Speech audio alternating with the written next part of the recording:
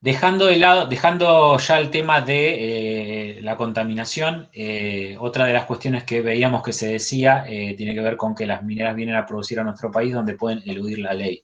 Hay dos mitos acá en relación a esto. Uno tiene que ver con que vienen a hacer acá lo que no pueden hacer en su país, lo cual es totalmente falso. Eh, por cada mina que se abre en Argentina, se deben abrir 10 o 20 en Canadá, que operan con las mismas técnicas, las mismas prácticas, las mismas sustancias, exactamente lo mismo. Así que ya ahí hay una falacia. Y después el tema de venir acá a hacer algo que no hacen en su país o eludir la ley. Y vamos a ver un ejemplo. Lo que vemos acá es una nota periodística de 2015, que 8 de octubre, o sea, esto fue a colación del incidente del derrame, ¿sí? Que dice: la mina Veladero funciona sin seguro ambiental que exige la ley. Y esto surgió a raíz de un vecino que denunció que la empresa que tuvo el derrame recientemente no funciona o funciona sin seguro ambiental, ¿sí? Entonces acá tenemos una de las piezas de información que de alguna manera alimenta esta creencia de que vienen a eludir la ley, o sea que no contratan seguro ambiental.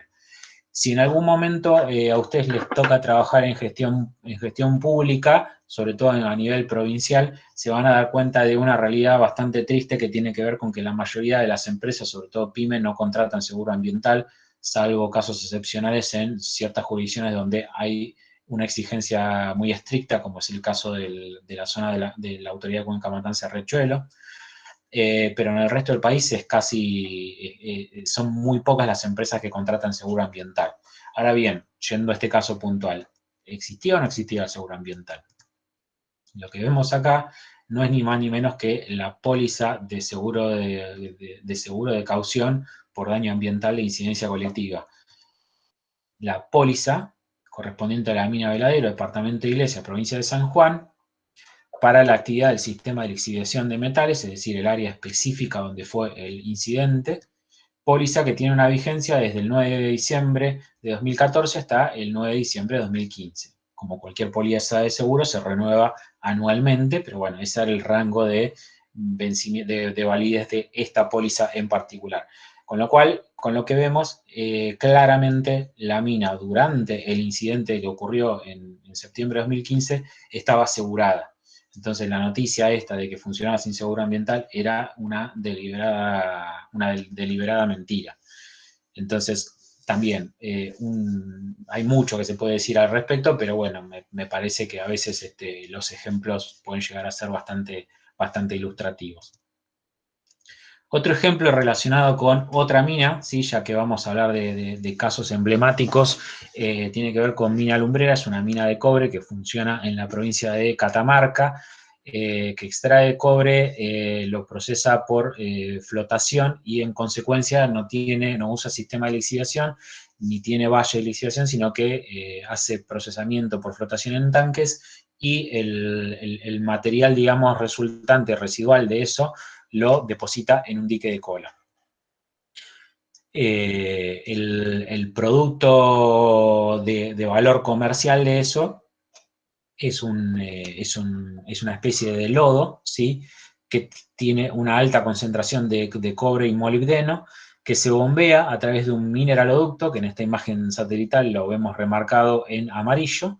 Se bombea hasta la provincia de Tucumán, hasta el sur de la provincia de Tucumán, a una planta de filtros que tiene la propia empresa, en donde básicamente lo que se hace es filtrar ese lodo con filtros prensa para extraerle el agua. Y el resultante de eso es una especie de polvo que se embolsa y se exporta a través de ferrocarril desde ahí hasta Santa Fe a granel.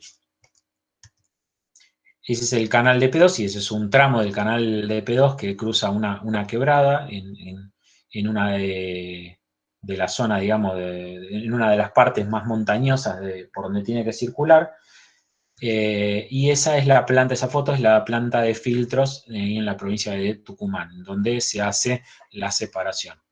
Por supuesto, si en la planta de filtros el objetivo es sacarle el exceso de agua que tiene ese lodo, ¿sí? Ese agua a algún lugar tiene que ir a parar. Esa agua, ¿qué pasa? Se transforma en un efluente que tiene que ser volcado a un cuerpo de agua. En función de ese efluente se generó un conflicto que pasó a ser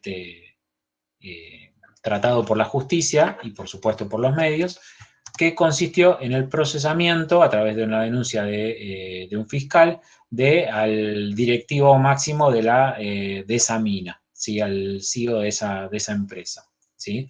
Por presunta contaminación ambiental en función del efluente que esa planta de filtro generaba en la provincia de Tucumán. Todo esto se basó en una pericia que hizo Gendarmería, ¿sí? Sobre este canal de P2. Entonces vamos a ver qué es lo que dijo esa pericia. La pericia determinó las concentraciones de cobre en 3 puntos de muestreo, ¿sí? Lo que vemos en esta imagen satelital es en azul oscuro el canal de P2, que básicamente es un canal pluvial, ¿sí? No es un canal natural, es un zanjón, por así decirlo. Y acá lo que vemos, ¿sí? En celeste es un canal procedente de la planta de filtros y el punto de descarga. Entonces la pericia tomó estos 3 puntos y determinó la presencia de cobre en esos 3 puntos.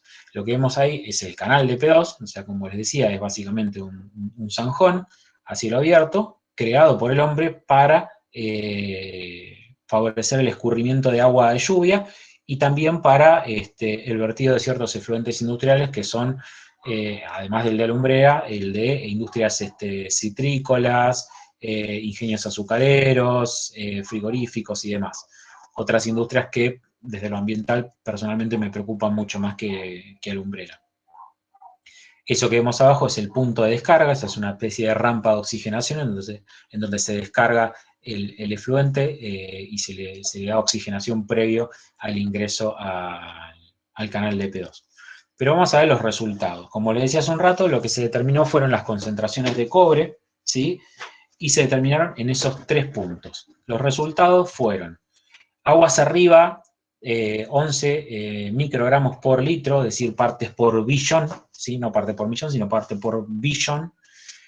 Aguas, en la descarga lumbrera del efluente tiene una concentración de 48 partes por billón y aguas abajo tenía una concentración de 72 partes por billón, ¿sí? Lo que se ve, lo primero que surge claramente es que la descarga de la lumbrera, por supuesto, tiene un efecto aguas abajo. No se puede negar.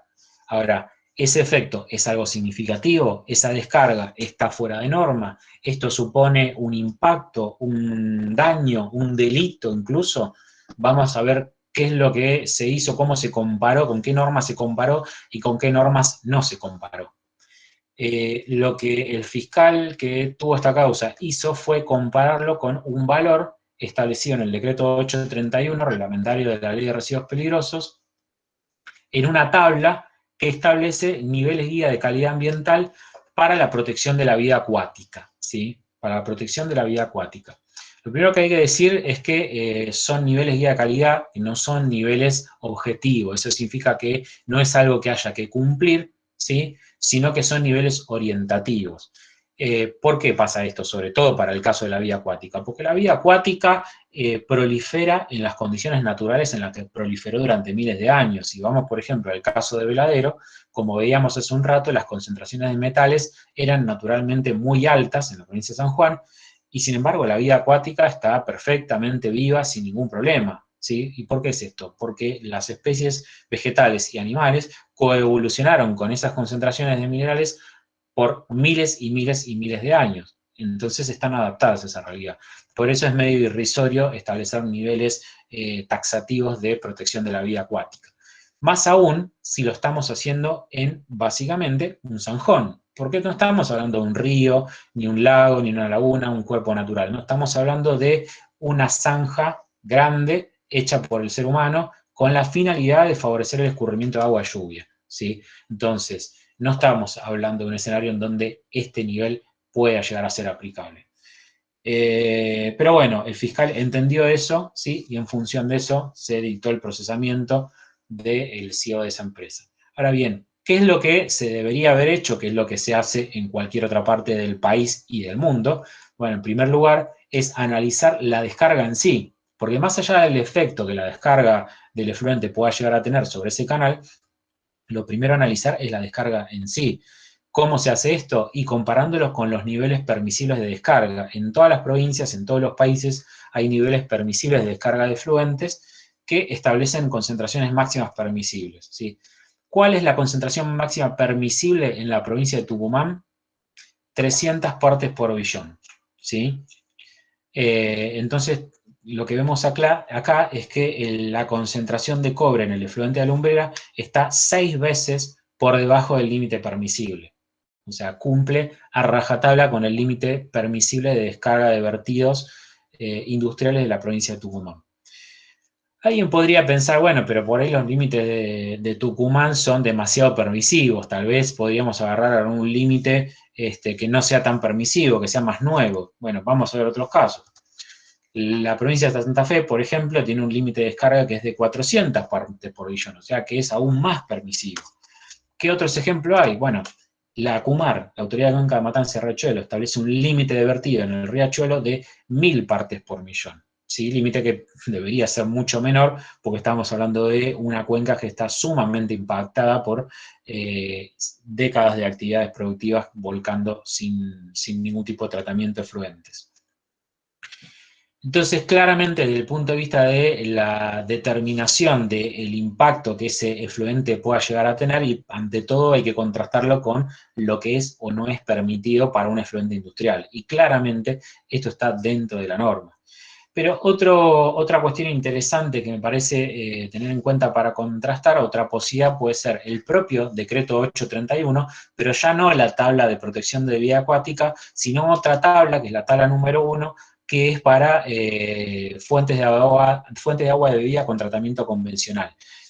Los valores son básicamente los mismos que el Código Alimentario, ¿sí? Son exactamente los mismos. ¿Qué significa esto? Que cualquier valor que esté por debajo de esa tabla es apto para bebida humana, ¿sí? ¿Cuál es el valor de cobre tomado como límite máximo permisible para agua potable, por así decirlo? 1000 partes por millón. Por billón, perdón. 1000 partes por billón. O sea, una parte por millón, ¿sí? ¿Qué significa esto? Que el efluente de la lumbrera no solo está por debajo de los límites de vertido permisible, sino que desde el punto de vista del decreto 831 o del Código Alimentario Argentino, es un efluente industrial apto para bebida humana. Hay algo muy emblemático al respecto, que es que Alumbrera, la empresa, digamos, muchas veces cuando se hacen visitas por parte de autoridades y demás, una de las cosas que hacen los técnicos de Alumbrera es agarrar con un vasito agua del efluente y ellos mismos se lo toman. Esto que puede parecer teatral, digamos, y totalmente innecesario, también de alguna manera demuestra la calidad de ese efluente. Y cómo a veces los procesos judiciales en rigor de verdad nos están nutriendo de los insumos de análisis necesarios, ¿sí? En este caso, claramente no estamos en presencia de ningún daño ambiental, ni delito ambiental, ni de impacto ambiental. No sé cómo vamos de tiempo. No veo con el tema de la presentación, no veo el reloj. Bien, 8 menos 10 son, Leonardo. Ok. Estamos Bueno, bien. le voy a meter un poquito, porque me falta bastante, me parece. Dale, bueno. Bueno, el otro caso que voy a ver es el caso de Mina Lumbrera y su dique de colas. El anterior era Mina Lumbrera, pero en Tucumán, la planta de filtro. Esto es en Catamarca, el dique de colas. Lo que vemos acá es una imagen aérea, una fotografía aérea, ¿sí? En donde se ve el dique de cola y se ven acá, por ejemplo, lo que yo les contaba antes, las escombreras. Estas son las escombreras. Esta es una escombrera, esta es otra escombrera. En realidad es todo parte de la misma escombrera, pero bueno, con 2 niveles. Y este es el dique de colas, ¿sí? Entonces, ¿cuál es el impacto de ese dique de colas? ¿Cuál es la percepción judicial acerca de esto? Judicial, periodística y en consecuencia social. Esta nota salió en febrero de 2019 a colación del rompimiento del dique Brumadinho en una mina en Brasil, que generó un desastre, digamos, humanitario y ambiental, y que movió mucho, digamos, movió mucho el piso a la actividad minera. Generó muchas notas periodísticas y bueno, supuso, digamos, un llamado de atención que nos replanteó a ver si estábamos o no estábamos haciendo las cosas bien. Esta nota decía que en Catamarca funciona desde hace más de 20 años Minera Lumbrera y que la compañía reconoció la filtración del dique de Colas y entre paréntesis que contamina napas subterráneas. Ese que contamina napas subterráneas, entre paréntesis, no es algo que la empresa haya reconocido, es algo que es agregado por el autor de la nota, ¿no? Pero sí la empresa de alguna manera reconoció la filtración. ¿Reconoció la filtración? No sé, vamos a ver qué es lo que realmente pasó.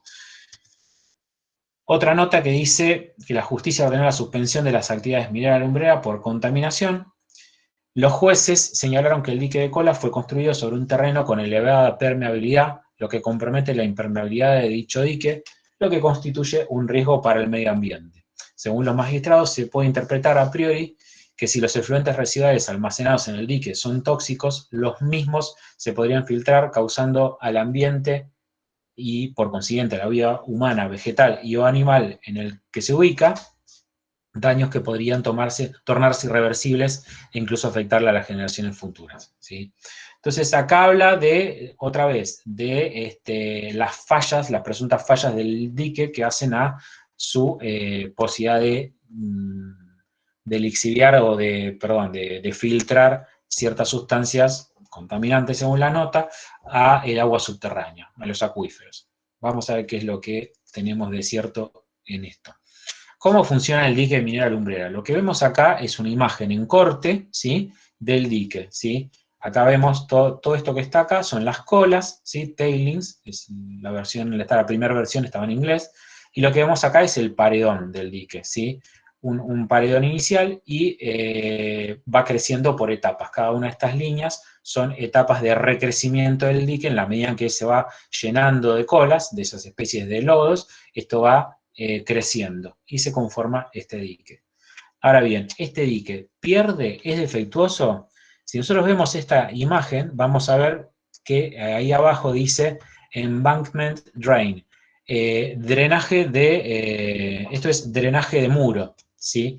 ¿Qué significa esto? Que nosotros acá tenemos un dique que fue construido con un drenaje especial para dejar pasar el agua, es decir, lo que entra en esta parte son las colas, que como decía hace un rato, son lodos. Ese lodo está compuesto de una matriz sólida, ¿sí?, de un material particulado fino, y de una matriz líquida, que es agua. Mientras el material particulado queda acá, el agua filtra a través del drenaje y es capturada aguas abajo. Aguas abajo es capturada, ¿para qué? Para después ser rebombeada nuevamente arriba. Esa agua que se rebombea se reutiliza en el proceso productivo, ¿sí? Y también tenemos acá foundation drains, drenajes de cimientos, ¿sí? Entonces, vemos claramente que no es que este dique tiene fallas o defectos, sino que estuvo construido de esta manera, estuvo construido para ser un dique filtrante, ¿sí? Es decir, para dejar pasar la corriente líquida y dejar retenida la corriente sólida, ¿sí? Ahora bien, ¿esto que filtra genera un problema ambiental? No, ¿por qué? Porque acá lo que tiene instalado como parte del sistema es un sistema de retrobombeo, que consiste en dos componentes. Primero, el vertedero de aforo es el drenaje que viene por abajo del paredón, ¿sí? Acá vemos el agua que naturalmente y por gravedad sale del otro lado del muro, ¿sí? Esto que está en la imagen de la izquierda está físicamente en la imagen satelital, está por acá más o menos, ¿sí? Y esta agua es bombeada a través de bombas, aguas arriba, para ser nuevamente reutilizada en el proceso. Y a la vez también tiene una red de pozos de retrobombeo. Red de pozos que lo que hacen es captar el agua que infiltra, la chupan, la bombean y la mandan nuevamente para arriba. La idea de todo este sistema es hacer que no haya aguas procedentes del dique de cola que entren en contacto con medios naturales, con cuerpos de agua o con aguas subterráneas. Ahora bien, ¿esto se cumple? ¿No se cumple? Bueno, para determinar si se cumple, hay una serie de monitoreo que se hacen, ¿sí? Y además de estos pozos de retrobombeo, hay muchos pozos que están instalados en toda esta zona. La línea roja es el límite de la concesión, o sea, el límite donde opera la actividad minera. Fuera de ese límite ya no opera la empresa minera, pero sí tiene pozos de monitoreo de agua subterránea y puntos de monitoreo de agua superficial.